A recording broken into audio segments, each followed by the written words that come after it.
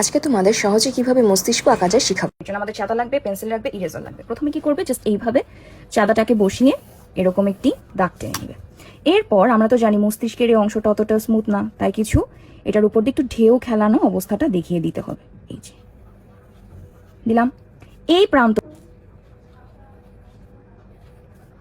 প্রান্তটাতে তুমি জাস্ট এইভাবে কিছু বাঁকা বাঁকা বাঁকা বাঁকা দাগ দিয়ে এর সাথে যুক্ত করে দাও। এই যে ফাঁকা জায়গাটা রয়েছে এখানে তুমি একটু আড়াআড়ি করে একটি দাগ টেনে সেটাকে চেষ্টা করো এই লাইনের সাথে জোড়া লাগিয়ে দেওয়ার।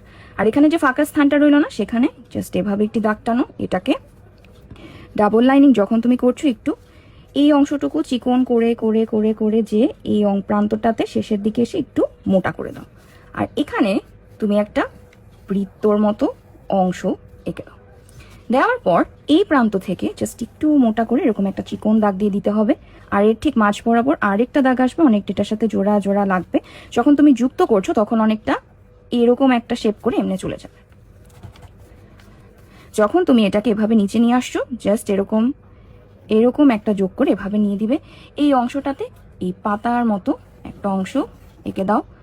এবার এটাকে যুক্ত করব কিভাবে, জাস্ট এটাকে ওভারলাইন করে এর সাথে যুক্ত করে দাও। আর এই প্রান্ত থেকে কিছু এরকম দাগ টেনে দাও।